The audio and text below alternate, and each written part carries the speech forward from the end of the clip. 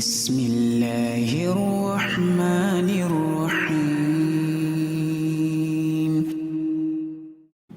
إن الحمد لله نحمده ونستعينه ونستغفره ونعوذ بالله من شرور أنفسنا ومن سيئات أعمالنا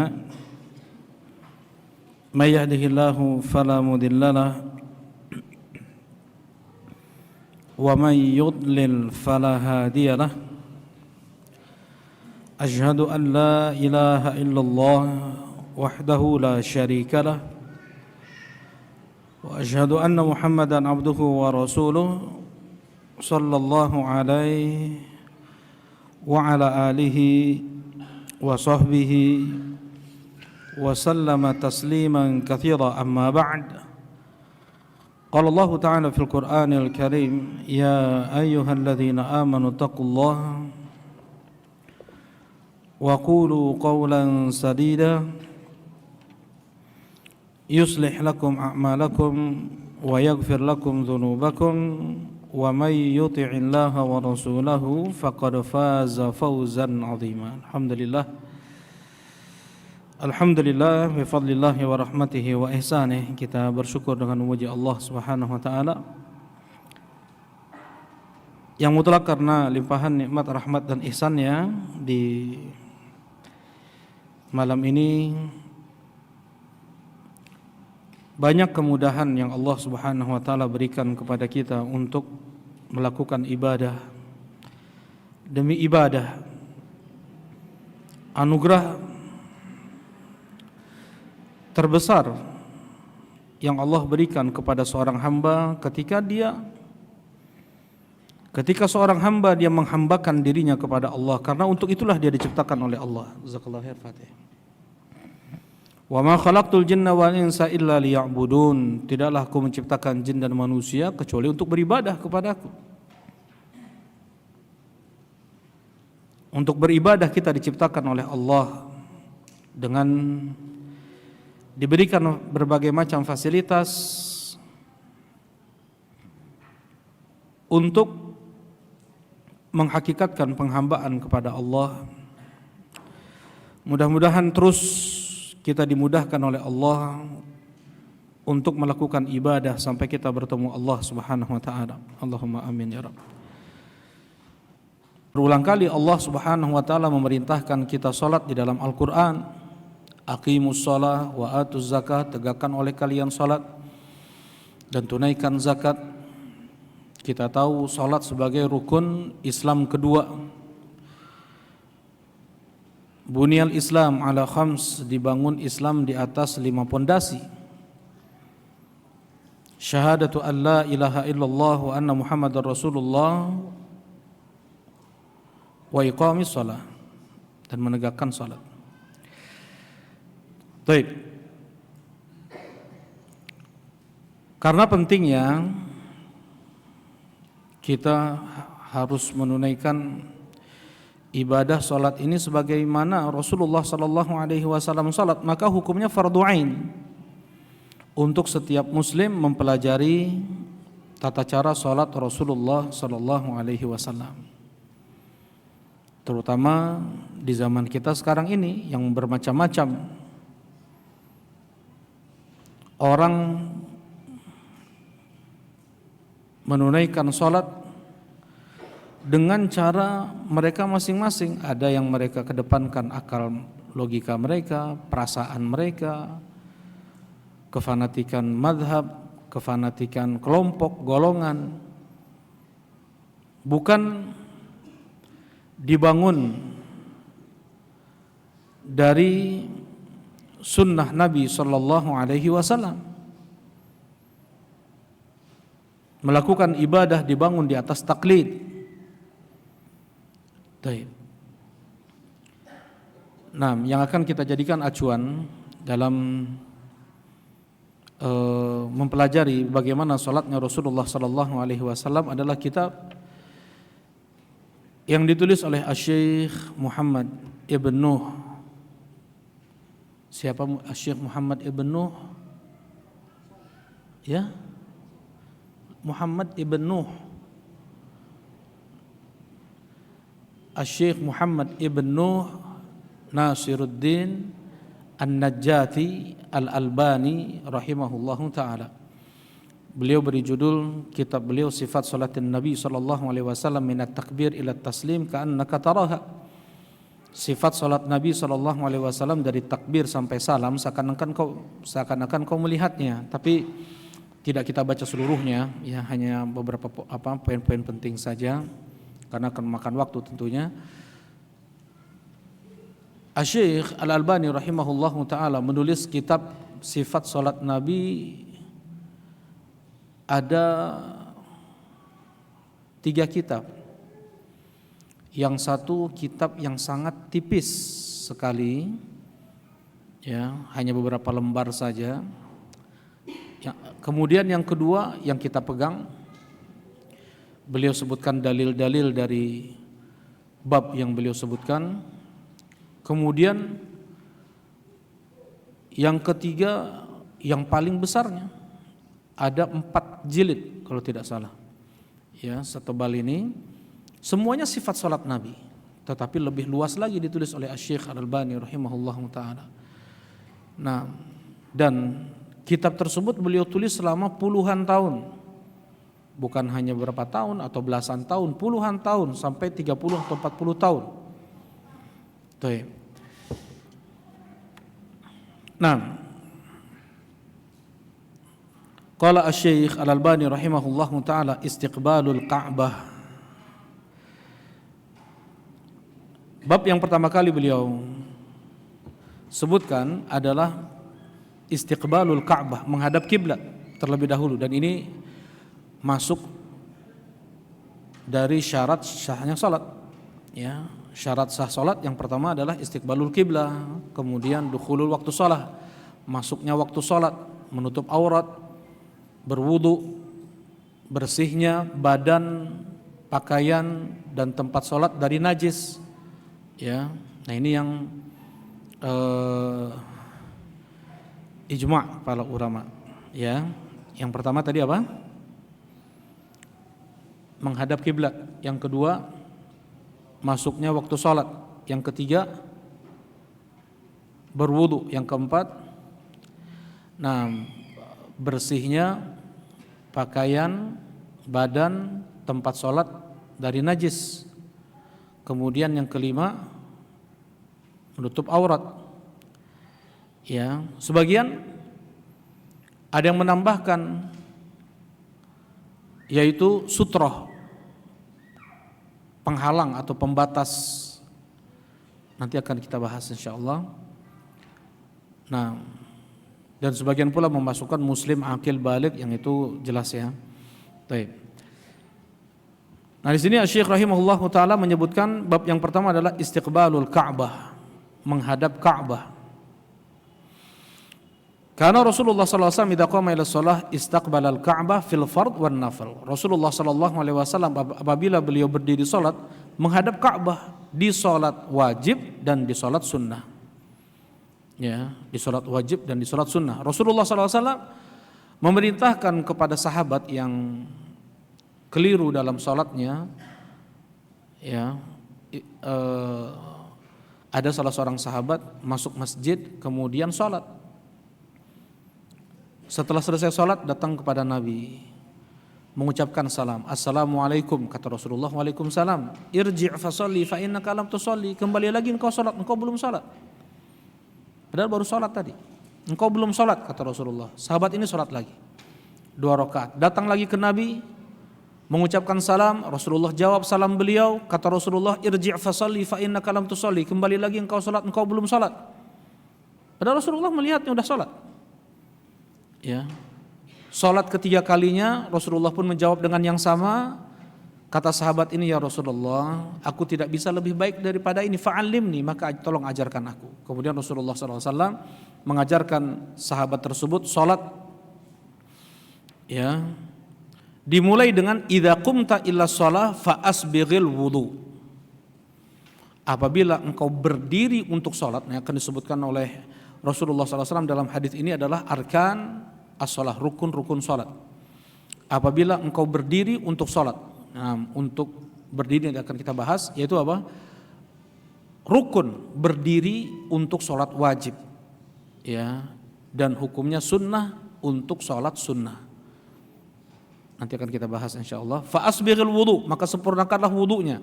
Tsumma istaqbilil qiblah, kemudian menghadaplah ke arah kiblat. Fakabbir, kemudian bertakbirlah. Nah, di sini jelas Rasulullah sallallahu alaihi wasallam di awal beliau mengingatkan orang tersebut untuk menghadap kiblat. Ya. Kiblat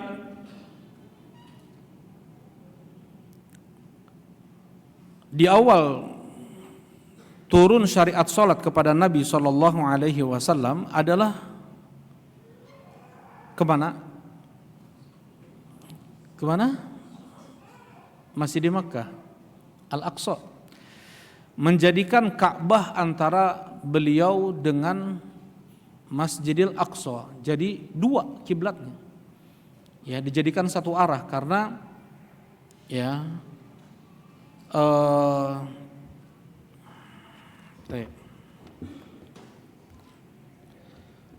apa namanya? Syam itu berada di utara Makkah, ya. Syam itu berada di utara Makkah. Nah, Rasulullah sallallahu alaihi wasallam berarti salatnya di selatan Ka'bah, menjadikan Ka'bah antara beliau dengan Masjidil Aqsa. Ya. Seperti itu Rasulullah sallallahu alaihi wasallam ketika beliau di Makkah. Nah,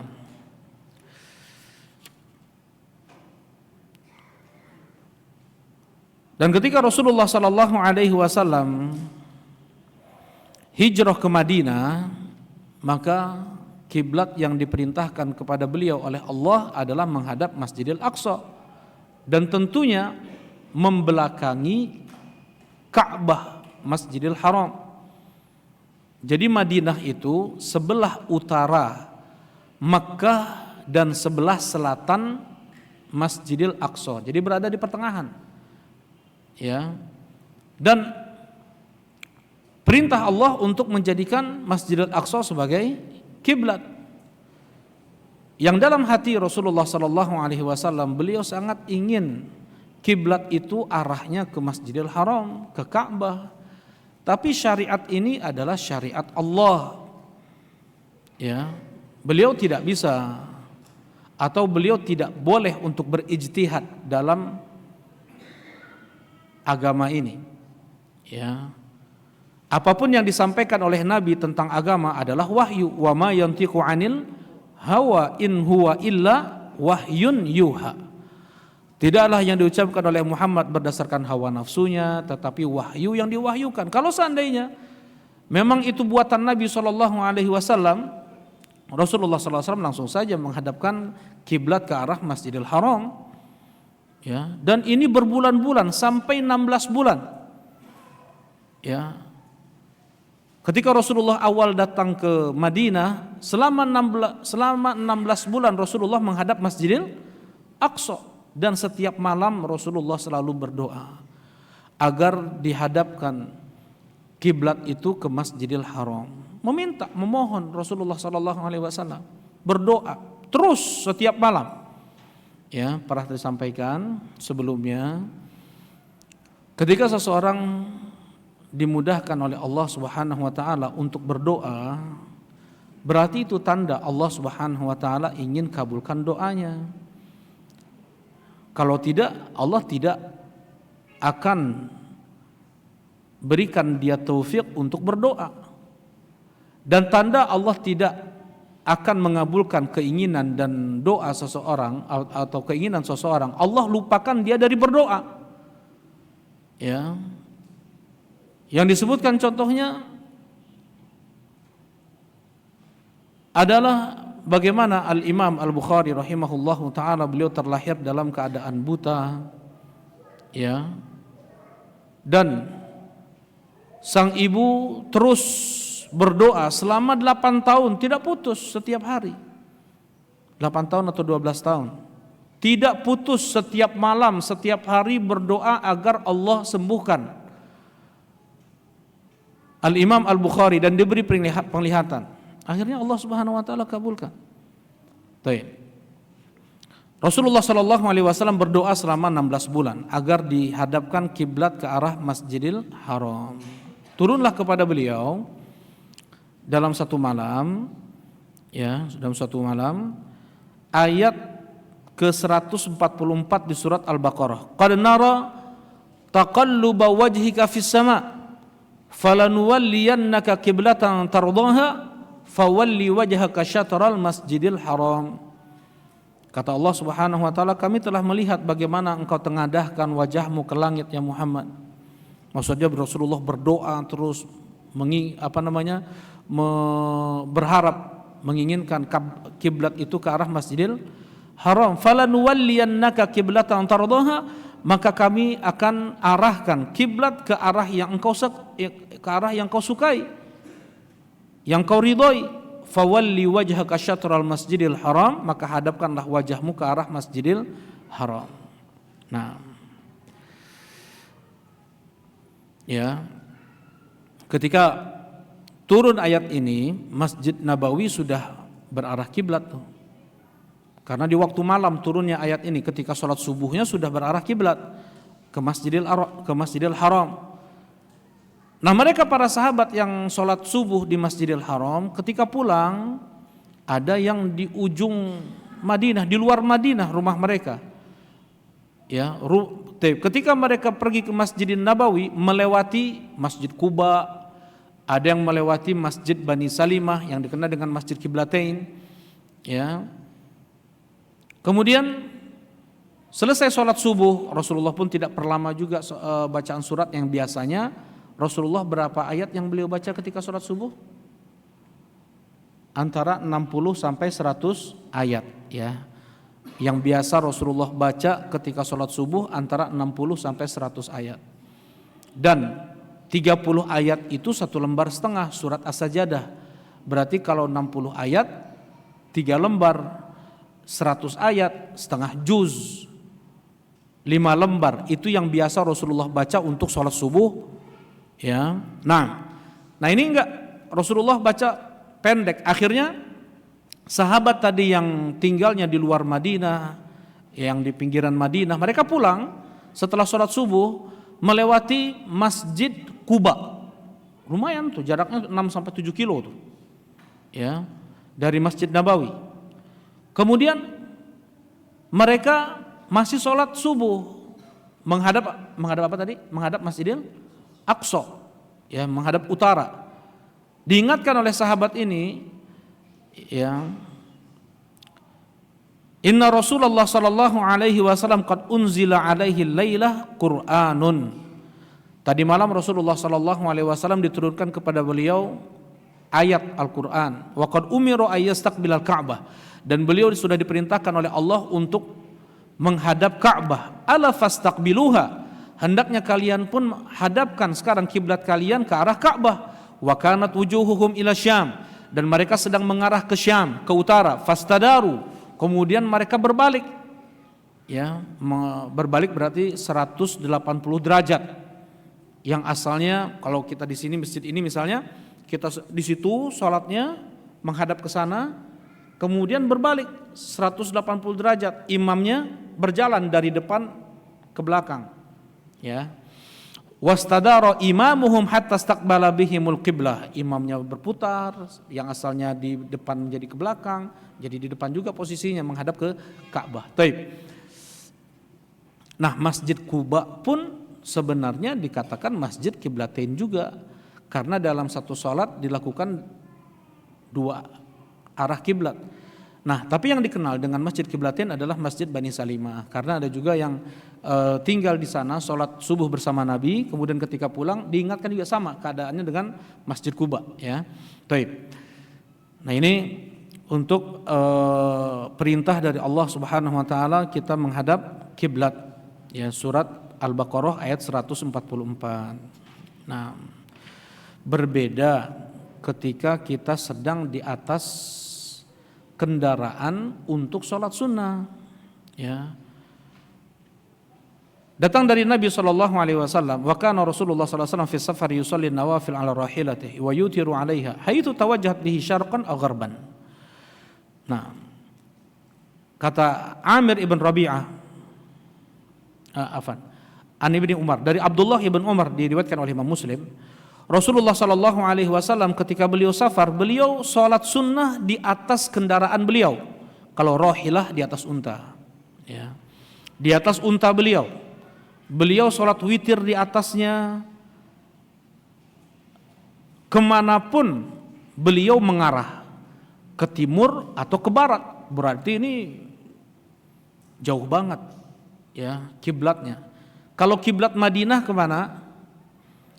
Kalau kiblat Madinah berarti ke selatan, ya. Kiblat Yaman ke utara, ya. Kiblatnya Syam ke selatan juga.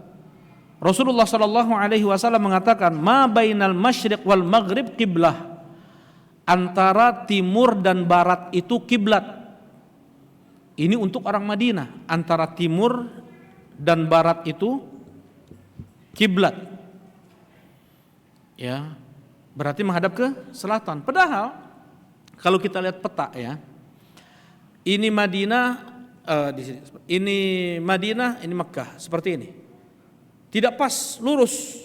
Kalau ke selatan pun Mekkah aja nggak kena, apalagi Masjidil Haram, apalagi Ka'bah nih. Kalau kita lihat peta, lihat aja nanti peta, ya Mekkah, Madinah, jadi nggak pas selatan persis. Dan Rasulullah mengatakan ma bainal masyriq wal maghrib kiblah, antara timur dan barat itu kiblat. Ya, hadis ini khusus untuk orang Madinah dan yang sebelah utara Mekkah, atau orang Yaman, atau ya, Sukotrah diantaranya, Pulau Sukotrah. Yang jelas yang itu di bawah selatan Makkah. Taib. Nah, cukup mengarah ke arah saja sebenarnya. Itu sudah cukup. Tadi anak bilang, kena Makkah saja enggak. Kalau selatan Madinah harus ditarik ke utara, harus ditarik ke timur sedikit. Ya. Nah, nenek moyang kita dulu, mereka kan bikin masjid semuanya ke arah barat ya. Makanya sekarang agak ditarik ke utara sedikit, 23 derajat.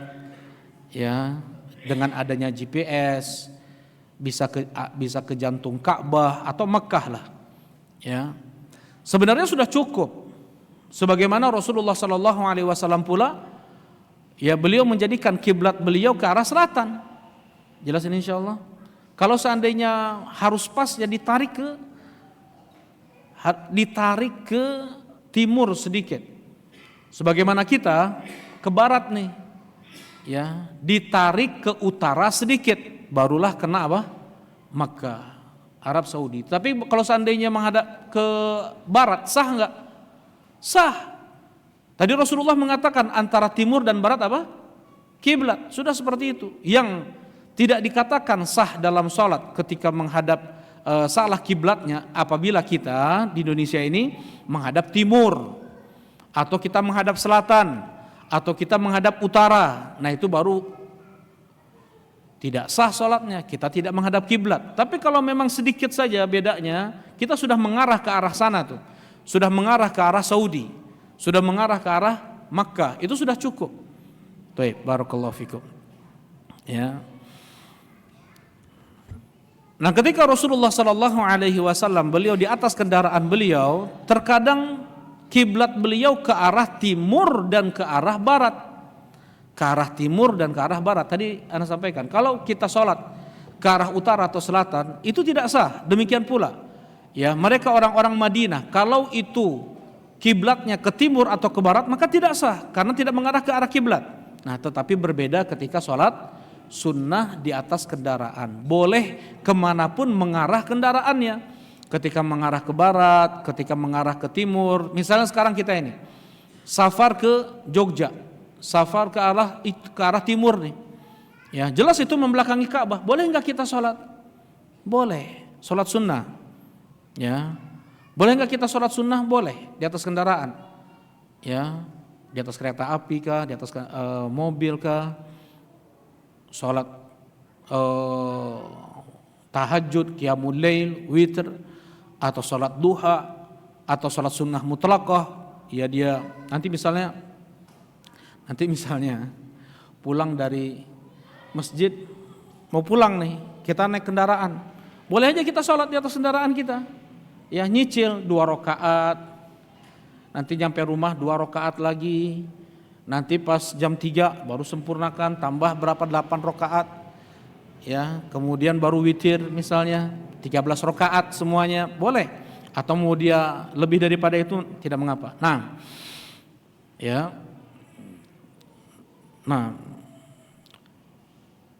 dan ini sempat diingkari oleh seorang tabi'in yang bernama Anas ibn Sirin, melihat Anas ibn Malik, sahabat Nabi, sholat di atas kendaraan tidak menghadap kiblat. Aku melihatmu tadi sholat di atas kendaraan tidak menghadap kiblat. Apa kata Anas bin Malik? Laula anni ra'aitu Rasulullah sallallahu alaihi wasallam fa'alahu ma fa'altu. Kalau seandainya aku tidak melihat Rasulullah sallallahu alaihi wasallam melakukan yang demikian, aku tidak akan lakukan. Ya, karena memang Rasulullah ketika di atas kendaraan beliau tidak menghadap kiblat, salatnya itu pun pula dilakukan oleh para sahabat-sahabat Nabi, Abdullah bin Umar, Anas bin Malik. Jelas hadisnya itu muttafaqun alaih. Jadi dikeluarkan oleh Al-Imam Al-Bukhari dan Muslim. Ya, berbeda dengan salat wajib harus napak tanah. Kecuali memang kendaraan yang di sana udzur untuk kita turun seperti kereta api, ya kapal laut, pesawat, atau memang itu bis yang patas tidak berhenti dia, ya akan terjadi madarat kalau kita tegur supirnya, Pak turun dulu nih misalnya. Ya sebenarnya hak kita nih penumpang untuk turun. Sholat wajib harus napak tanah dan menghadap kiblat. Ya, baik. Jadi apa hukum sholat di atas kendaraan? Hukumnya sunnah, ya, sunnah dari sunnah Rasulullah Sallallahu Alaihi Wasallam yang sudah juga banyak ditinggalkan oleh ahlu sunnah sekalipun, ya. Dan Rasulullah Sallallahu Alaihi Wasallam yumi'u ima'an, hanya memberikan isyarat dengan kepala beliau sedikit saja untuk ruku, untuk sujud, seperti itu, ya. Dan beliau nyetir kan. Ya, di atas kendaraan beliau memegang kendali unta tersebut. Ya, memang ya enggak seperti ya kekhusyuannya jelas tidak seperti kita sedang berdiri sholat di masjid. Cuman yang seperti itu sudah sah. Nah, bahkan ketika sholatul khauf, ya, bukan sholatul khauf yang sedang dalam posisi camp atau mereka para tentara ini sedang bersiap-siap, bukan, tetapi dalam posisi perang ketika mereka sedang berhadapan langsung dengan musuh, ya.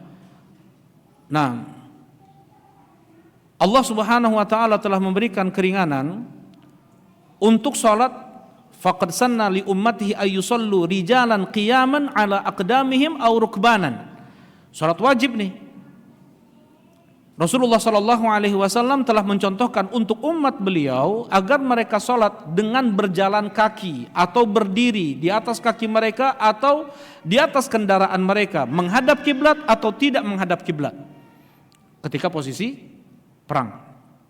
Nah, sebagaimana Allah sebut di surat Al-Baqarah ayat 239, fa in khiftum farijalan aw rukbana. Kalau seandainya kalian dalam keadaan genting perang, farijalan, maka sambil berlari nih, sambil berjalan, sholat sambil berjalan, sholat sambil berlari.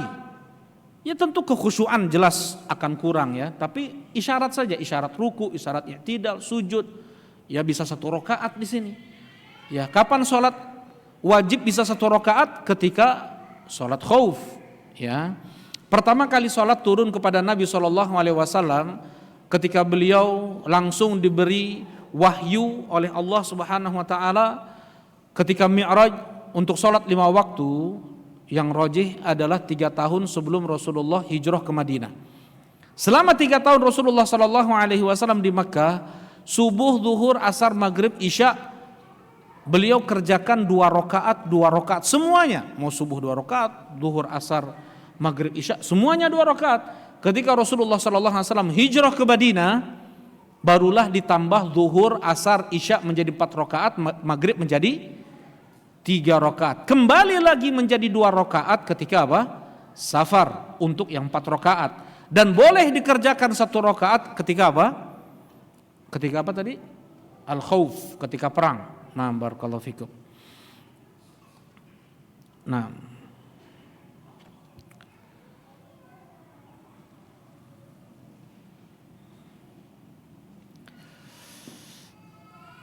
baik. Nah, ini yang pertama, istiqbalul qiblah. Kemudian yang berikutnya adalah al-qiyam, berdiri.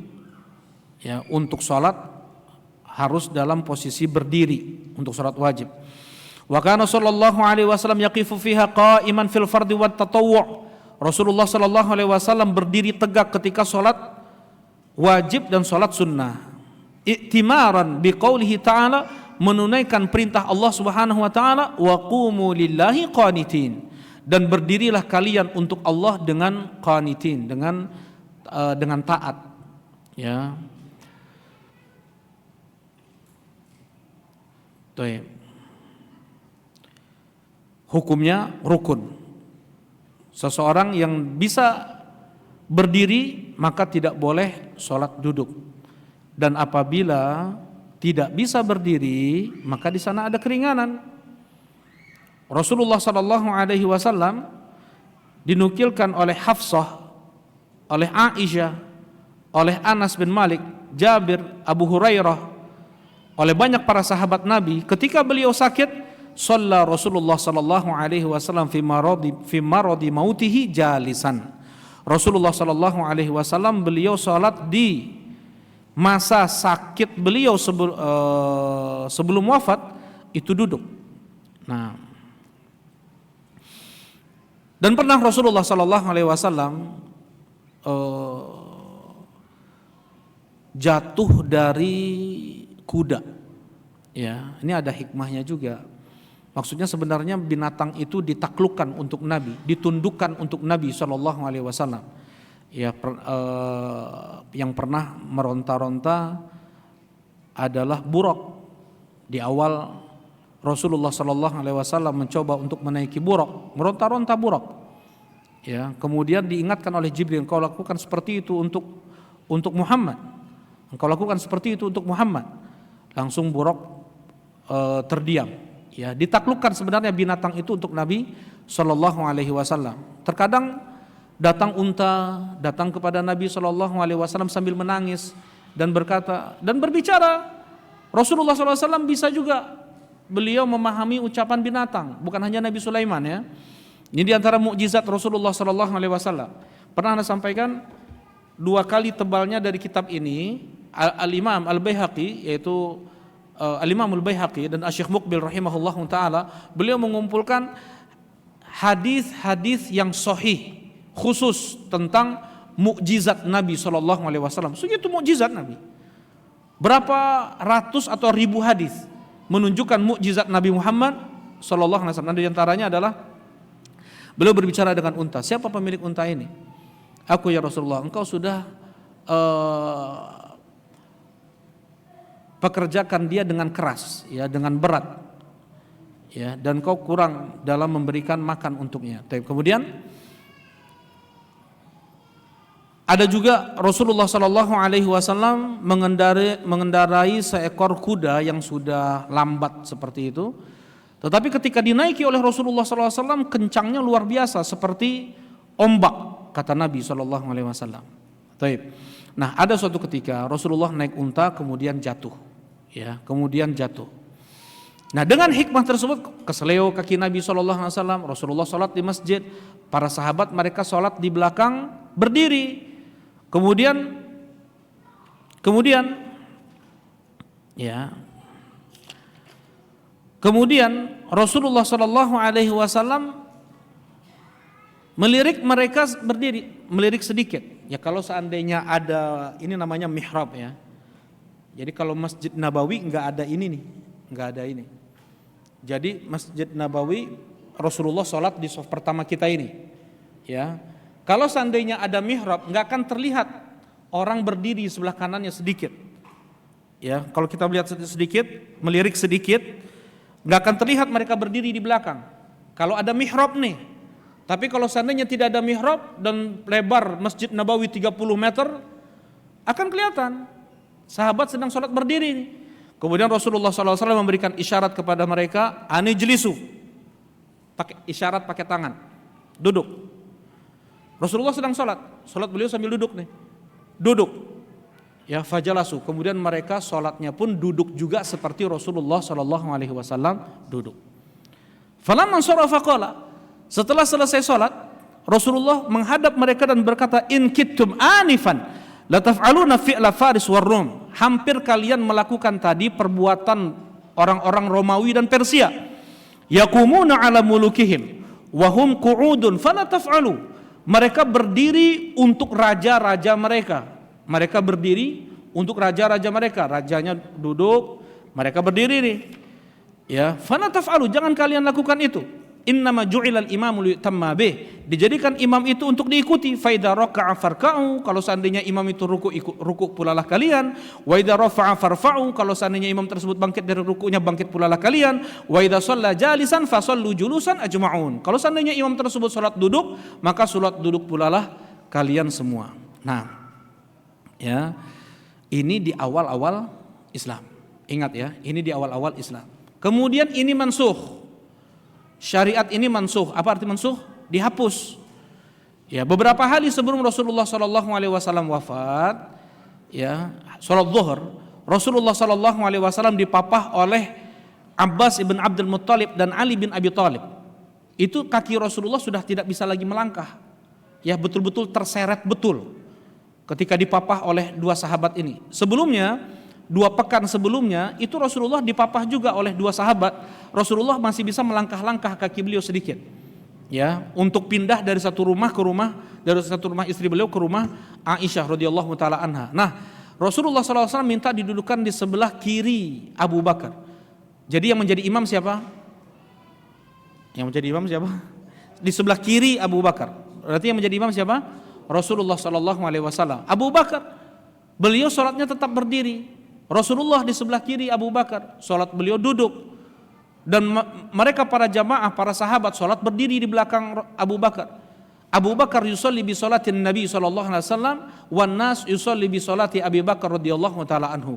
Abu Bakar sholat dengan sholatnya Nabi, bermakmum kepada Nabi. Kemudian mereka para jamaah bermakmum kepada Abu Bakar As-Siddiq radhiyallahu taala anhu. Taib. Nah, di sini Rasulullah SAW tidak memerintahkan mereka untuk duduk. Nah, jadi akhir dari Islam, ketika mungkin imam ada udzur sholat duduk, tetap jamaah sholat berdiri. Barakallahu fikum. Kita lanjutkan insyaallah ba'dal isya. Alhamdulillah sallallahu alaihi wasallam. Assalamualaikum warahmatullahi wabarakatuh.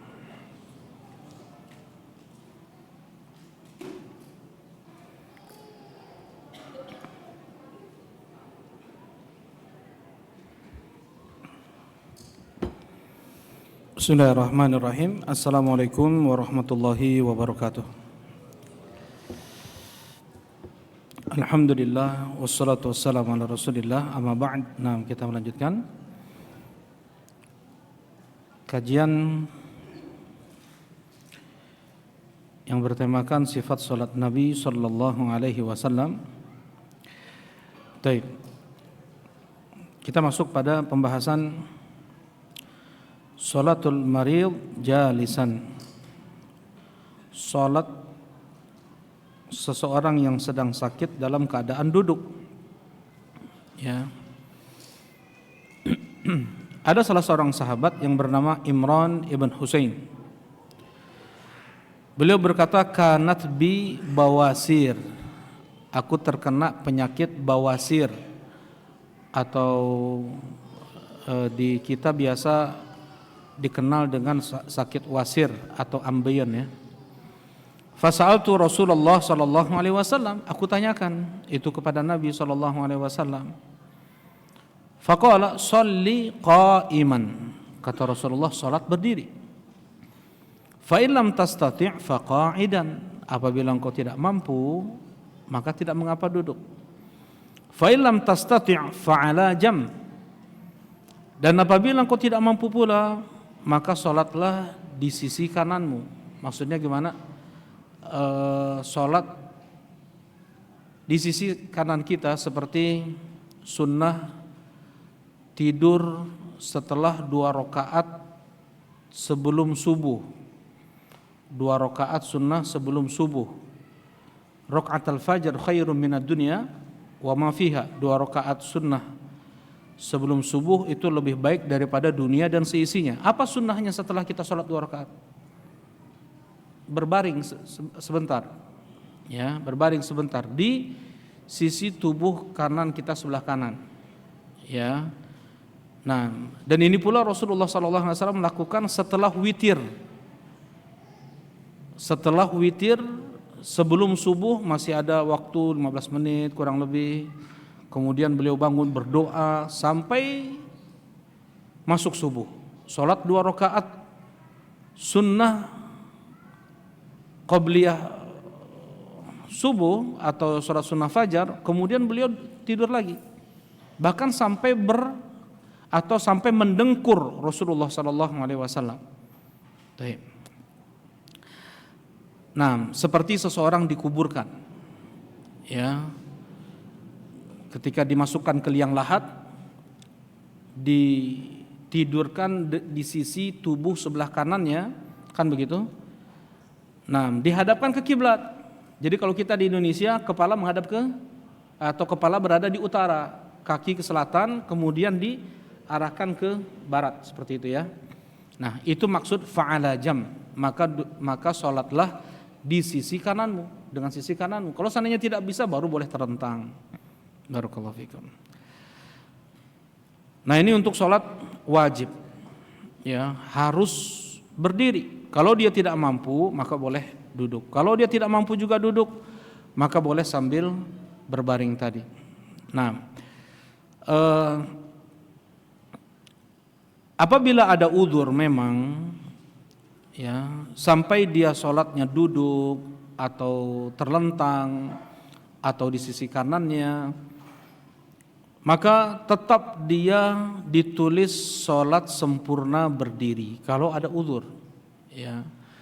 Tetapi sebagian ulama mengambil zahir hadis wa qala aidan sa'altuhu, dan berkata pula dalam riwayat yang lain, aku bertanya kepada Nabi SAW tentang seseorang yang sholat dia duduk. Kata Rasulullah SAW, sholat berdiri lebih afdal. Wa man shalla qa'idan falahu nisfu ajril qa'im, dan siapa yang sholat duduk maka dia hanya mendapatkan setengah pahala orang yang berdiri. Wa man shalla na'iman, dan siapa yang sholat terlentang, falahu nisfu ajril qa'id, maka dia mendapatkan setengah pahala orang yang sholat duduk. Wal murad bihi al marid, dan yang dimaksud di sini adalah orang yang sakit. Nah, wallahu alam, ya. Apabila ada udzur, maka dia tetap ditulis pahala sempurna berdiri. Tetapi bagi yang mampu berdiri, dia lebih memilih untuk sholat duduk. Itu boleh untuk sholat sunnah, ya. Kalau untuk sholat wajib tadi wajib untuk berdiri. Tapi kalau sholat sunnah dia boleh memilih. Dia mampu untuk berdiri, dia lebih memilih untuk sholat duduk. Maka pahala yang dia dapatkan setengah apabila dia sholat berdiri. Kalau dia sholat sambil berbaring, maka dia mendapatkan setengah dari sholat dia duduk. Jelas ini insyaallah. Baik. Rasulullah SAW pernah beliau sholat duduk. Ya. Terkadang Rasulullah SAW setelah berjam-jam, ya, setelah lama beliau berdiri sholat tahajud, kemudian setelah witir beliau sholat 2 rakaat setelah itu sambil duduk, dan ini sangat jarang Rasulullah kerjakan. Sholat 2 rakaat setelah witir sambil duduk. Diulangi lagi ya. Sholat 2 rakaat setelah witir sambil duduk. Ini boleh dikerjakan sesekali, tapi jarang sekali Rasulullah SAW kerjakan. Ya, diriwayatkan oleh Al-Imam Muslim rahimahullahu taala. Baik.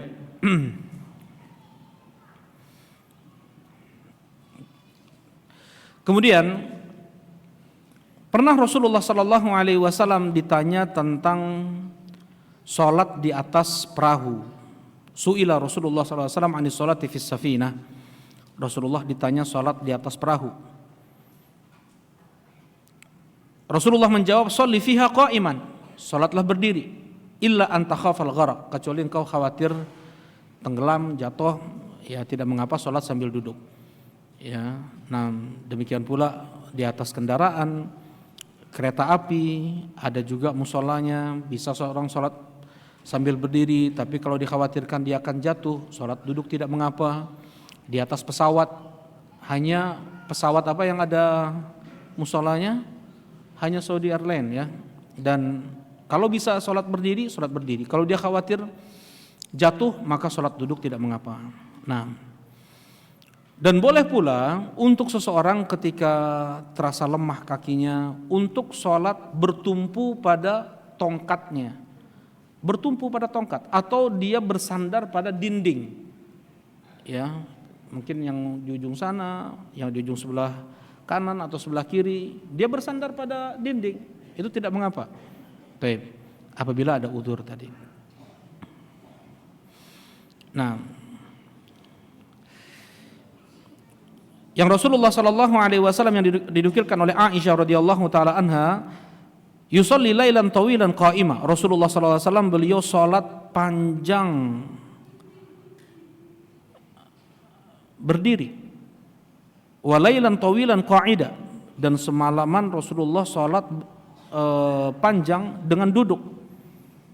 Wa kana idza qara'a qa'iman raka'a qa'iman. Kalau Rasulullah membaca Al-Qur'annya itu berdiri, Rasulullah rukuknya pun berdiri juga. Dan apabila Rasulullah membacanya sambil duduk, maka Rasulullah rukuknya pun sambil duduk. Nah, ini riwayat ya. Taib, dikeluarkan oleh Al-Imam Muslim. Dan dikeluarkan pula oleh Imam Muslim juga, wa kana ahyanan yusalli jalisan fayaqra wa huwa jalis, dan terkadang Rasulullah sallallahu alaihi wasallam beliau salatnya duduk. Ya. Ratusan ayat beliau baca. Sisa ayat 30 atau 40 ayat lagi baru beliau berdiri. Nah, kata Aisyah radhiyallahu taala anha, wa kana yajlis mutarabbi'an, dan Rasulullah sallallahu alaihi wasallam ketika salat duduk itu bersila. Apa bahasa Arabnya bersila? Tarabbu', ya, mutarabbi'an. Baik, boleh mau duduk iftirash boleh, mau duduk tawarruk boleh, mau duduk ketika kita duduk tasyahud awal boleh, tasyahud akhir boleh, ya, duduk bersila pun boleh. Nah, ini untuk yang apabila dia ada uzur untuk tidak sholat berdiri, maka boleh duduk. Nah, kemudian yang berikutnya, as-sholatu fin ni'al wal amru biha, sholat dengan memakai sandal. Bahkan ada perintah dari Nabi SAW untuk sholat dengan mengenakan sandal. Ya, wa kana yaqifu hafiyan ahyanan wa munta'ilan ahyana. Rasulullah SAW terkadang beliau sholat hafian, tidak memakai sandal. Terkadang Rasulullah SAW sholat memakai sandal. Baik. Dan ini kita lakukan yang itu bisa ya, nggak mungkin di masjid-masjid, ya, masjid umum kita sholat pakai sandal, maka akan terjadi madarat yang lebih besar. Wah, ini aliran apa lagi nih? Misalnya di Al-Aziz nih, semua kita udah tahu nih, sholat pakai sandal itu adalah sunnah, kita udah tahu nih. Baik. Kita semua sholat pakai sandal misalnya. Baik. Ya, sholat sandalnya bersih, mungkin sandal-sandal yang tipis itu, sandal spon yang sandal hotel kayak gitu yang 7.000 5.000-an. Nah, kan terjadi tentunya madarat lebih besar, akan dituduh ini aliran apa nih. Tapi itu bisa kita lakukan di rumah kita. Ya enggak? Bisa kita lakukan itu di rumah kita. Nah, ini hadisnya, Rasulullah SAW terkadang beliau sholat dengan menggunakan sandal. Ya. Dari Abu Hurairah radhiyallahu taala anhu, "Idza shalla ahadukum falyalbas na'lai." Bahkan ada perintah nih, apabila salah seorang di antara kalian sholat, maka pakailah kedua sandalnya. Ya. Au liyakhla'huma baina rijlai. Kalau seandainya dia lepaskan kedua sandalnya, maka letakkanlah di antara dua kakinya. Wala yu'dhi bihima ghairah, dan jangan sampai dia ganggu orang lain, misalnya ditaruh di sebelah kanan, sebelah kiri, sedang sholat berjamaah, tentunya ada saudara kita sebelah kanan, sebelah kiri, maka diletakkan di antara dua kaki. Nah, bahkan sedikit ada penekanan datang dari Nabi SAW, khaliful Yahud, selisilah oleh kalian orang Yahudi, fa innahum la yusalluna fi ni'alihim wala khifafihim, mereka itu tidak sholat dengan mengenakan sandal mereka, dan mereka tidak sholat dengan menggunakan khuf, kaos kaki, ya, sholat untuk menyelisih orang Yahudi, dan pahalanya pun berbeda dengan yang tidak mengamalkan sunnah. Baik.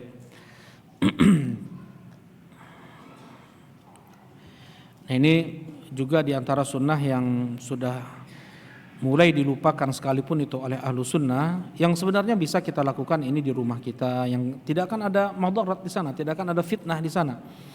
Bahkan kita mengajarkan keluarga kita untuk mengamalkan sunnah yang itu sudah mulai ditinggalkan. Ketika seseorang dia menghidupkan sunnah yang itu sudah dilupakan oleh kaum muslimin, bahkan sekalipun oleh ahlu sunnah, maka pahalanya jauh lebih besar ketika dia mengerjakan itu. Nah, dan tentunya harus bersih ya, harus terutama bersih di sini suci dari najis ya. Kalau kotor-kotor tanah itu sebenarnya nggak ada masalah. Sholat di pinggir pantai, sholat di hutan dengan memakai sepatu bot seperti itu nggak ada masalah. Ya dulu ketika anak di Dammaj, Darul Hadis Dammaj, dari semua Darul Hadis di Yaman, ya kalau di Yaman itu ma'had sama semua namanya. Ya, pesantren itu sama semua namanya Darul Hadis Al Khairiyah. Ya, di tempat Syekh Muqbil rahimahullah taala, yaitu di Dammaj, kami sholat pakai sandal. Ya, baru diganti nih permadani seperti ini nih, langsung pakai sandal. Ya, dan memang di sana bukan tanahnya tanah merah kayak di Cileunyi ya, kayak di Manglayang ya, bukan. Di sana pasir, ya jadi nggak akan membekas ke karpet pun yang nggak kotor-kotor tanah seperti itu. Ya walaupun kita sujud banyak pasir di dahi kita, ya terasa di hidung kita, di tanah kita berpasir, memang berpasir. Ya, kami sholat setiap 5 waktu pakai sandal. Ya, dan Syekh Muqbil rahimahullah taala beliau mengatakan, kami mengamalkan sunnah Nabi SAW, sholat memakai sandal itu lebih kami cintai daripada permadani yang baru. Ya, kalau ada permadani baru langsung pakai sandal, langsung tambah semangat lagi pakai sandalnya. Nah, yang jelas ini tidak bisa kita amalkan di negeri kita. Ya, ini di Yaman pun nggak bisa juga, di tempat Syekh Muhammad Al-Imam, di tempat Syekh Abdurrahman Al-Adani, di tempat Syekh Abdullah Uthman, Syekh Salim, Syekh Uthman As-Salimi, Syekh Abdul Aziz Al-Burai, Syekh Abu Musa, dan yang enggak bisa, ya hanya bisa di Dammaj pada saat itu.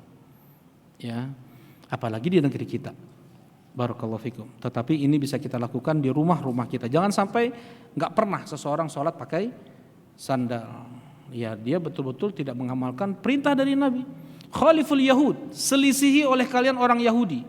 Berarti apa hukumnya ini? Perintah dari Nabi, dan hukum asal perintah itu adalah wajib. Nah, barakallahu fikum. Kemudian yang berikutnya, ya Rasulullah juga pernah sholat di atas mimbar. Ya, sengaja Rasulullah SAW sholat di atas mimbar, di atas mimbar. Kemudian ruku di atas mimbar, i'tidal di atas mimbar. Kemudian pas sujud Rasulullah mundur dan sholat dan sujudnya di bawah mimbar atau di lantai seperti itu. Ya. Kemudian setelah selesai sholat Rasulullah SAW berkata, ya Yuhannas, inni sholatu hadha lita'tammu bi wa lita'allamu sholati. Wahai sekalian manusia, sengaja, wahai sekalian jamaah, sengaja aku kerjakan ini agar kalian mencontohku sholat. Ya, agar kalian mempelajari seperti apa sholatku. Baik. Untuk kalian ikuti aku dan untuk kalian pelajari seperti apa sholatku. Nah, terkadang Rasulullah pernah sholat di atas mimbar, sholat 5 waktu ini. Ya, sesekali Rasulullah lakukan itu. Hadis Sahal bin Sa'ad, dan ini hadisnya muttafaqun alaih. Nah, kemudian Ya. Yang berikutnya adalah as-sutrah wa wujubuha. Ya. Bab tentang sutrah, pembatas ketika sholat, dan ini masih disayangkan ya, ada sebagian ikhwah juga sholatnya tidak menggunakan sutrah. Ya. Apa kata Syekh Al-Albani rahimahullah di sini? Wajib sholat dengan menghadap sutrah, pembatas. Bahkan sebagian ulama memasukkannya dalam rukun sholat. Apabila tidak ada sutrah di depannya, maka tidak sah sholatnya. Ya, sutrah itu bukan sunnah hukumnya, tapi apa? Wajib, karena datang perintah dari Nabi SAW di sini. Ya, kita akan baca hadisnya. Baik. Sutrah itu apa tadi? Pembatas ya, pembatas. Kata Rasulullah SAW, "Idza wada'a ahadukum baina yadayhi mithlu muakhiratir rahil falyusalli." Apabila salah seorang di antara kalian sudah meletakkan di depannya setinggi seseorang bersandar di atas untanya, maka sholatlah. Jadi kalau pelana unta itu berbeda dengan pelana kuda. Kalau kita lihat kuda kan pelananya nggak ada sandarannya, ya. Tapi kalau unta ada sandarannya. Seberapa tinggi sandaran di pelana kuda itu, di pelana unta itu? Satu hasta, kurang lebih 40 cm. Ya. Dan berkata Imam Syafi'i rahimahullahu taala, cukup syibr, cukup 1 jengkal, tingginya 1 jengkal, mungkin setinggi ini ya. Ini udah cukup nih untuk dijadikan sutroh, atau mungkin 1 jengkal, nggak sampai setinggi ini. Botol air mineral itu sudah cukup, itu sudah cukup dijadikan sutroh. Ya. Sekalipun ada khilaf sebagian ulama, boleh hanya sekedar garis saja dan itu marjuh. Wallahu a'lam, harus sesuatu yang itu meninggi. Nah, ketika Rasulullah sallallahu alaihi wasallam salat di dalam Ka'bah, Rasulullah sallallahu alaihi wasallam menjadikan 2 tiang di sebelah kanan beliau, 1 tiang di sebelah kiri beliau, 3 tiang di belakang beliau, dan beliau berdiri antara beliau dengan dinding Ka'bah itu 3 dhira'. 3 dhira'. Jadi dinding Ka'bah beliau jadikan sutrah 3 dhira'. 1 dhira' tadi berapa? Kurang lebih 40 cm, berarti kali 3 120 cm, 1 meter 20 cm. Ini 120 cm. Nah, ini karpet ini yang kita sholat di sini itu 120 cm. Ya, jadi Rasulullah SAW sholat antara beliau dengan tempat sujud beliau atau dinding itu 3 dhira'. Wa bainal jidar 3 adhra'. Nah, kemudian seperti itu ya. Wa baina maudhi' sujudihi wal jidar mamarru syah. Kemudian ada sunnahnya juga yang lain. Enggak kepala kita ini nempel ke sutrah. Ya. Antara tempat kita sujud dengan sutrah itu mamarru syah. Kambing bisa lewat. Ya, jadi tapi bukan tempat lewat kambing, bukan, tetapi sejarak kambing bisa lewat, jadi nggak nempel kepala kita ke sutroh. Dan kambing kalau jalan nggak ngangkang ya. Coba antum lihat nanti kambing jalannya kurang lebih nggak ada 10 cm mungkin. Ya, jadi jaraknya nggak ada 10 cm antara kepala kita dengan sutroh. Barakallahu fikum. Kata Rasulullah SAW, la tusalli illa ila sutroh. Jangan kalian sholat kecuali menghadap sutroh. Wala tada ahadan yamurru baina yadaik, dan jangan kau biarkan seorang pun lewat di depanmu. Fa in aba faltuqatilhu. Kalau seandainya dia menolak keras untuk lewat, maka tahan dia. Fa inna ma'ahu qarin, karena bersama dia ada setan. Ya. Baik.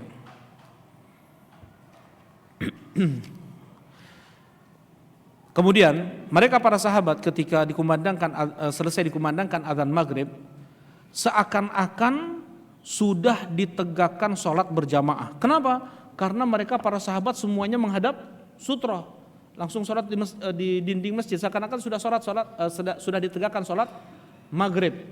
Ya, mereka sholat sunnah antara adzan dan qomat. Ma baina adzanaini sholat. Rasulullah SAW bersabda, di antara 2 adzan itu ada sholat. 2 adzan maksudnya adzan dan qomat. Jadi mau itu sholat asar, mau itu sholat maghrib atau sholat isya, bahkan sholat subuh dan zuhur, ada sholat sunnah antara 2 adzan, antara adzan dan iqamah. Nah,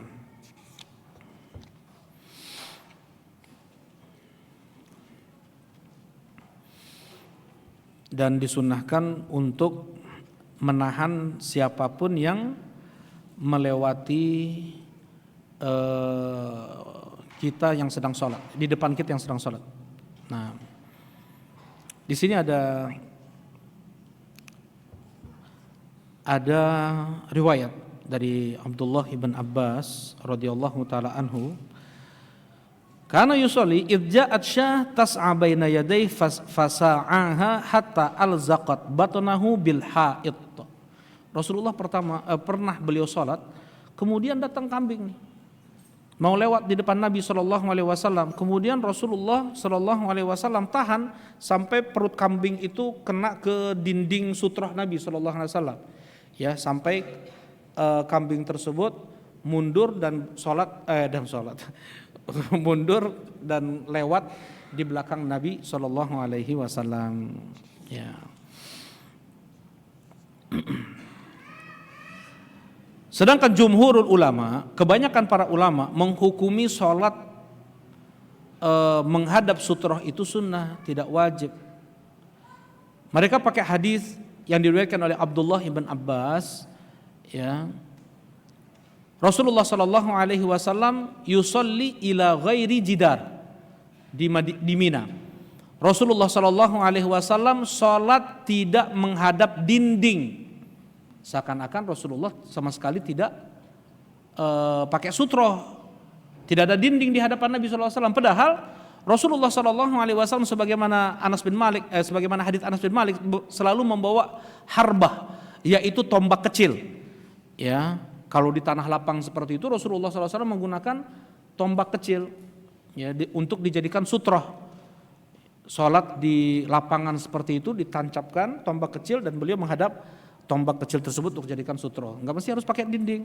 Nah, ini jawaban bagi mereka para ulama yang mewajibkan sutro. Bisa jadi Rasulullah betul tidak sholat menghadap dinding, tetapi ada tombak atau ada sesuatu yang menghalangi beliau, ya, menjadi pembatas. Pernah juga Rasulullah SAW menjadikan unta sebagai sutroh beliau. Berbeda hukumnya sholat di kandang unta. Apa hukumnya? Apa hukum sholat di kandang unta? Haram, tidak boleh. Apa hukum sholat di kandang kambing? Boleh. Ya, hukum sholat di kandang kambing boleh. Ya, pasti kan kandang kambing namanya juga, ya, bau, ada kotorannya, itu tidak najis. Ya, nah kotoran unta pun tidak najis. Bahkan air kencing unta bukan hanya tidak najis, bahkan boleh diminum. Jadi obat, ya. Dan harganya kalau ke peternakan unta di Saudi sana, ya, kita mau beli air kencing unta itu lebih mahal daripada kita membeli air susu unta. Nah, hadisnya dikeluarkan oleh Imam Al-Bukhari dan Muslim, ya, kisah Al-Quraniyin, panjang lagi hadisnya. Intinya Rasulullah SAW menyuruh orang yang sakit tersebut untuk diminumkan air susu yang dicampur dengan air kencing unta. Kita sebagai muslim hanya sami'na wa ta'na. Ana pernah dengar ada seorang dokter, udah ngaji juga, ya, ketika dia mendengar hadis ini dia terkejut dan dia seakan-akan menolak. Nah, ini hukumnya tidak boleh. Ya, sekalipun dia dokter di bidang virus dan vaksin, mungkin dia meneliti bakteri, meneliti virus, dan menurut penelitian dia selama puluhan tahun bahwasanya air kencing unta itu tidak layak minum, tidak boleh untuk dikonsumsi, bahkan berpenyakit ini dan itu. Kita lebih dahulukan sabda Nabi SAW dari penelitian kita, dari akal kita, dari perasaan kita, dari adat istiadat kita. Inilah sebagai bentuk konsekuensi seseorang mengucapkan Muhammadur Rasulullah, tasdiq fima akhbar. Kita membenarkan Rasulullah SAW apapun yang dikabarkan oleh beliau. Nah, kemudian berikutnya, ma yuqta'us shalah, apa saja yang bisa memutus sholat seseorang. Ya, sedang sholat, ada yang lewat nih, harus diulangi lagi dari awal. Ya, apa saja itu? 3. Kata Rasulullah SAW, yuqta'u sholatul rajul idza lam yakun baina yadayhi ka akhiratir rahil. Nah, terputus sholat seseorang apabila tidak ada di depannya pembatas al-mar'atu, ya, apabila dilewati oleh seorang wanita. Wanita di sini bedakan wanita dengan perempuan ya. Kalau perempuan ada yang masih kecil, ada yang sudah dewasa. Kalau wanita hanya untuk mereka yang sudah dewasa, yang sudah balik. Nah, maksudnya di sini sudah haid, sudah balik. Wal himar wal kalbul aswad, dan keledai juga anjing hitam. Ya, kalau kita sedang sholat, lewat di depan kita ibu-ibu, atau ada keledai lewat, atau ada anjing hitam lewat, maka sholat kita batal. Kita harus ulangi lagi dari awal. Sebentar lagi salam nih, sedang tasyahud nih, ya, sedang tasyahud, lewat misalnya salah satu di antara yang 3 tadi, maka sholat kita batal. Harus diulangi lagi dari awal. Ya, nah misalnya ibu kita lewat, atau kakak kita lewat, adik kita lewat, istri kita lewat, batal tuh. Tapi hadis ini pernah diingkari oleh Aisyah radhiyallahu taala anha.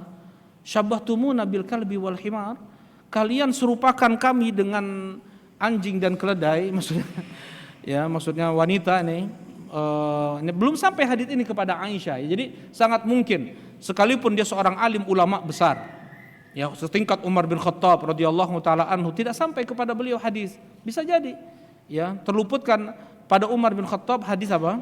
Mengetuk pintu 3 kali. Batas mengetuk pintu itu hanya 3 kali. Nah, Umar bin Khattab enggak tahu hadis itu.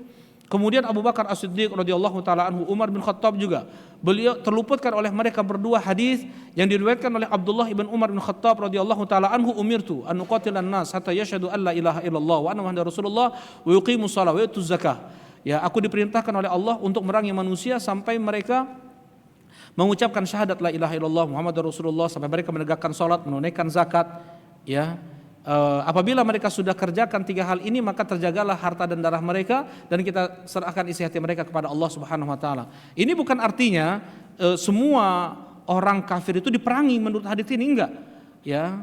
Tetapi hadis ini ditafsirkan dengan dalil yang lain. Kata Allah Subhanahu wa taala, qatilul ladzina yuqatilunakum fiddin, perangilah oleh kalian yang memerangi kalian dalam agama ini. Jadi memerangi orang kafir itu adalah mereka yang memerangi kita dalam Islam ini. Enggak semua orang kafir. Rasulullah ada pelayan beliau atau pembantu beliau orang Yahudi. Enggak ada Rasulullah, aku diperintahkan untuk membunuhmu, untuk sampai kau mengucapkan 2 kalimat syahadat. Kan enggak ada Rasulullah lakukan itu. Ya, Rasulullah pergi ke warung Yahudi, Rasulullah beli gandum dari seorang Yahudi. Enggak ada Rasulullah kemudian menodong pedang beliau ke orang Yahudi tersebut dan berkata ucapkan syahadat. Enggak. Ya, hanya yang memerangi Islam. Tuh. Kemudian hadis ini tidak sampai kepada Abu Bakar dan Umar. Tapi Abu Bakar, beliau pada saat itu berijtihad, siapa yang tidak mau bayar zakat, aku akan perangi. Kata Umar bin Khattab, ya Abu Bakar, kenapa engkau perangi orang-orang? Padahal mereka mengucapkan 2 kalimat syahadat. Rasulullah SAW mengatakan, umirtu an uqatilan nas hatta yashhadu an la ilaha illallah. Sampai situ saja yang didengar oleh Umar bin Khattab. Ya, padahal kalau sampai kepada mereka berdua, hadis Abdullah bin Umar ini, aku diperintahkan oleh Allah untuk memerangi manusia sampai mereka mengucapkan syahadat, menegakkan sholat dan menunaikan zakat, selesai, tidak ada khilaf di antara mereka. Kata Abu Bakar As-Siddiq, demi Allah, aku akan perangi mereka yang membedakan antara sholat dan zakat, karena zakat adalah hakul mal. Demi Allah, ketika mereka di zaman Nabi SAW memberikan zakat ternak mereka berupa anak kambing dan mereka tidak tunaikan di zamanku sekarang, aku akan perangi mereka, kata Abu Bakar. Kemudian Umar bin Khattab setelah itu merenung lagi beliau dan mengatakan, fa wallahi, demi Allah, sungguh Allah Subhanahu wa taala telah membukakan hati Abu Bakar radhiyallahu taala anhu. Ya, nah, bisa jadi hadis ini belum didengar oleh Aisyah radhiyallahu taala anha sampai beliau mengatakan, ya, kalian serupakan kami dengan anjing dan keledai. Sungguh aku berada di hadapan Nabi SAW, berada di kiblat Nabi SAW. Maksudnya kalau seandainya memang dilewati oleh ibu-ibu atau yang sudah balik itu batallah sholat Nabi SAW. Padahal aku di kiblatnya. Kaki Aisyah radhiyallahu taala anha terkadang di tempat sujud Nabi SAW. Pada saat itu tidak ada lampu, kata Aisyah, jadi nggak tahu di situ ada Rasulullah SAW. Ya, pernah juga Rasulullah SAW memang betul-betul sholat, ya, yang Aisyah berada di depan beliau, di atas dipan, ya. Nah, Bagaimana dijawab oleh para ulama? Ketika posisinya sedang duduk wanita tersebut atau sedang berbaring seperti Aisyah sedang berbaring, ya, maka tidak mengapa dijadikan sutra. Yang membatalkan sholat adalah apabila wanita tersebut melintasi orang yang sedang sholat. Barakallahu fikum. Kemudian apa bedanya? Ditanya kepada Nabi SAW, ya Rasulullah, ma balul aswad minal ahmar? Apa bedanya anjing hitam dengan anjing coklat ya Rasulullah? Anjing merah di sini ya. Tapi ada anjing merah. Ya, ahmar nama. Kata sahabat ahmar, anjing coklat tapi ya. Apa bedanya anjing hitam dengan anjing coklat ya Rasulullah? Kata Rasulullah SAW, al-kalbul aswad syaitan. Anjing hitam itu setan, kata Rasulullah sallallahu alaihi wasallam. Baik. Nah, kemudian satu lagi aja. Kemudian bab yang berikutnya dikatakan oleh Syekh Al-Albani rahimahullah, as-salatu tujah al-qabr. Salat menghadap kubur. Rasulullah sallallahu alaihi wasallam sangat melarang seseorang untuk salat menghadap kuburan. Rasulullah bersabda, la tusallu ilal kubur. Jangan kalian salat menghadap kuburan, wala tajlisu 'alaiha, dan jangan kalian duduk di atas kuburan.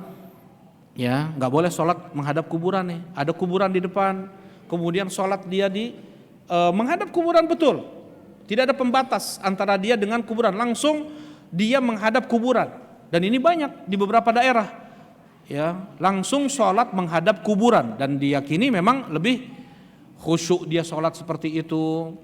Ya, dan sebagian mereka bahkan meminta ke penghuni kubur dengan mereka mempersembahkan sholat mereka itu untuk wali yang dikubur. Dan ini jelas apa? Syirik. Ya, ini jelas syirik. Beribadah sujud untuk makhluk. Ya, sujud adalah ibadah, salat adalah ibadah, tawaf adalah ibadah. Ketika itu dilakukan untuk selain Allah, maka dia sudah menyekutukan Allah Subhanahu wa taala. Baik. Tapi banyak di negeri kita ini, ya, banyak di Indonesia ini, masjid yang di sekitarnya ada kuburan, ya. Di halamannya ada kuburan, bahkan di arah kiblat. Di balik dinding masjid bagian depan itu, ini depan atau belakang misalnya ini? Itu depannya. Depan masjid. Nah, pokoknya mah di balik dinding kiblat kita itu ada kuburan. Dan itu banyak di negeri kita ini. Di mana-mana, mungkin di semua daerah ada itu. Baik.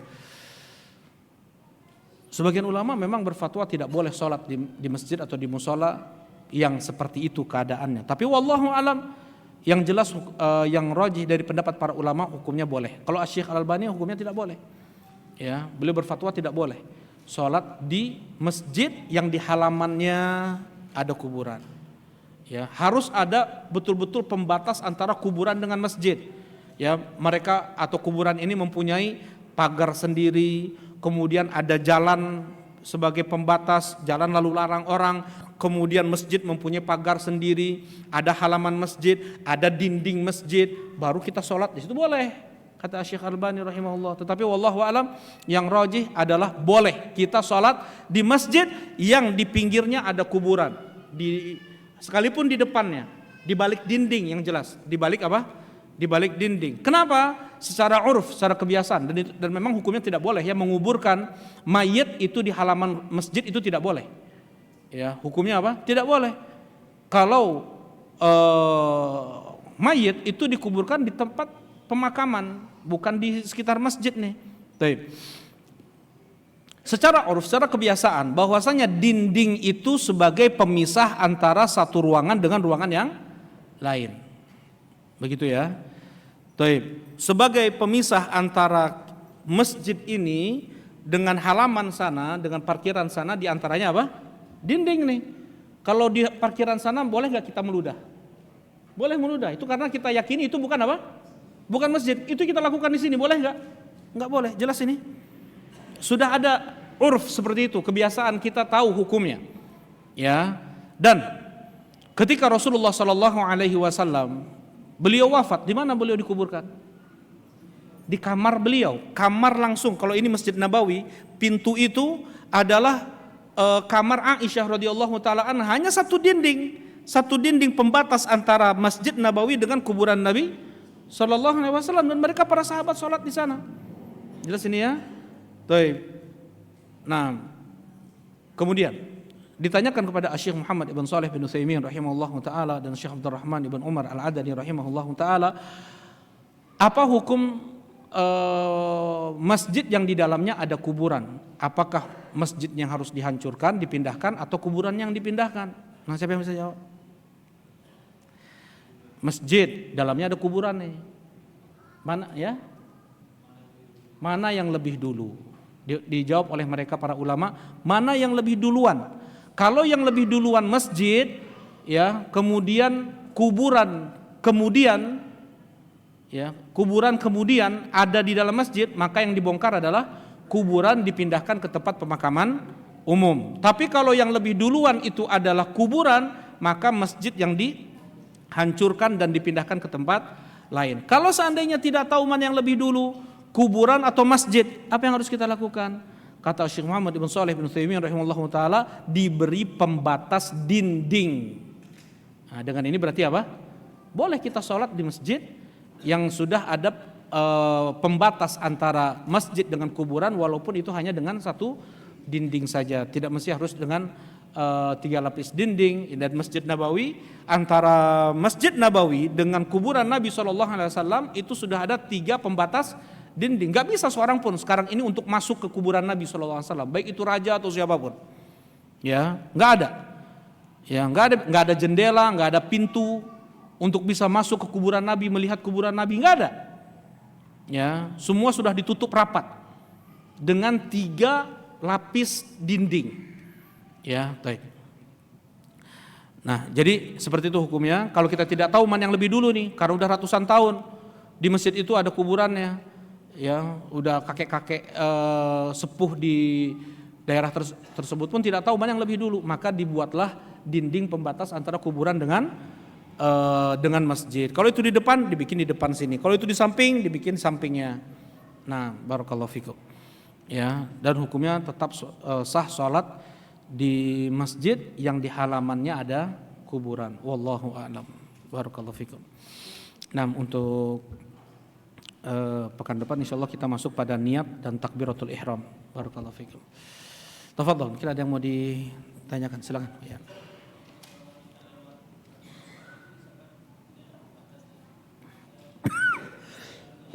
Nggak ada masalah, nggak ada masalah. Kalau seandainya mereka lewat di belakang sutra, nggak ada masalah. Barakallahu fikum. Nah, nah.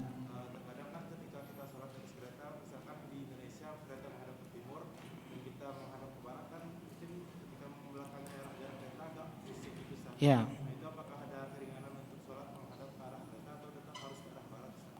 Ya, kalau seandainya dia pusing tambah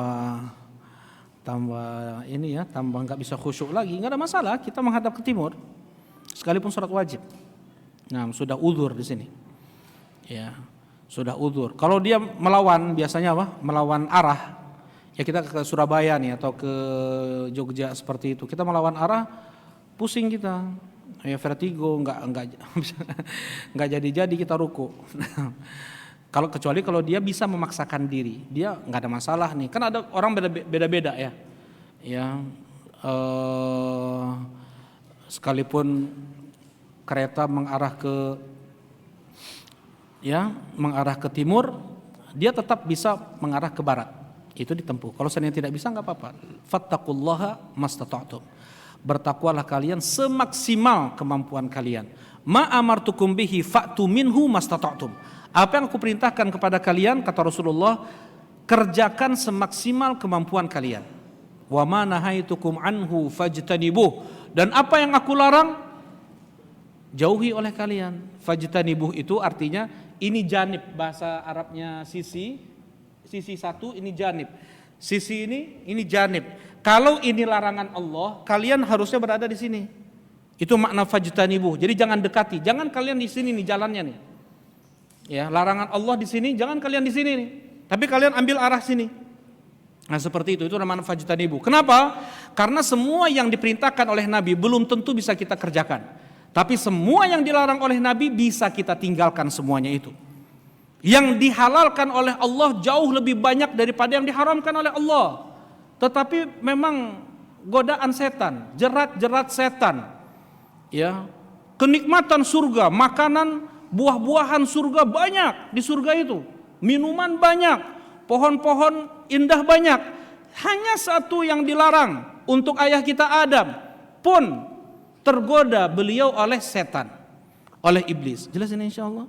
Bisa nggak Nabi Adam lebih memilih yang beribu, berjuta kenikmatan buah yang lainnya itu? Tapi satu cuma yang dilarang. Ya, nah begitulah. Semua yang dilarang oleh Allah sebenarnya bisa kita tinggalkan. Ya, berbeda semua yang diperintahkan oleh Allah. Tidak semuanya bisa kita kerjakan. Karena itu kita kerjakan semaksimal kemampuan kita. Kalau yang dilarang kata Rasulullah fajtanibu, ambil sisi yang lain. Jangan dekati, bukan jangan kerjakan, tetapi jangan dekati. Ya, baik, barakallahu fikum. Silakan. Satu lagi, ya. Foto.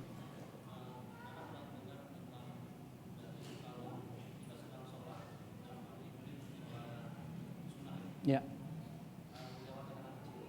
Lewat. Nah. Wallahu a'lam.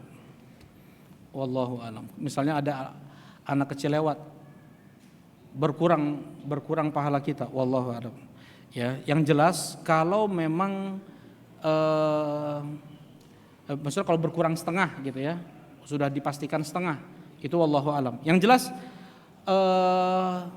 kita memang berusaha untuk tidak ada yang melintasi kita ini, mau itu di sholat wajib atau di sholat sunnah. Dan untuk sholat wajib hanya imam saja. Kalau ada yang lewat di antara makmum itu jangan ditahan, biarkan saja. Ya, Abdullah ibn Abbas beliau melewati antar sof dengan mengendarai keledai beliau. Tadi kalau keledai lewat di depan orang sholat kan batal tuh. Nah, Abdullah bin Abbas melewati sof dari ujung ke ujung itu dengan keledai. Dan tidak ada seorang pun sahabat yang menahannya, dan tidak ada sahabat yang membatalkan sholatnya. Ya, karena apa? Sutroh jamaah makmum itu adalah sutroh imam itu adalah sutroh jamaah. Jadi yang tidak boleh dilintasi adalah imam. Nah, ketika seseorang ada yang mau lewat nih, anak kecil misalnya, kita coba tetap untuk menahannya. Tapi kan misalnya ada anak kecil yang paham, ada yang nggak paham.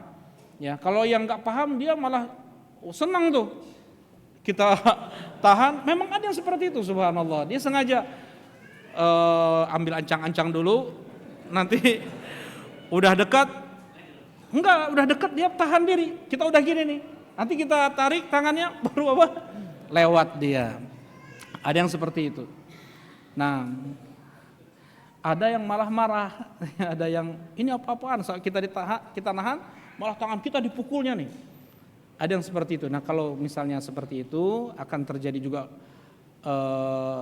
tambah nggak khusyuk sholat kita kan. Nah, dibiarkan saja, dan jelas itu kurang pahala sholatnya dengan membiarkan seperti itu. Rasulullah tadi kambing aja sampai ditekan ke dinding.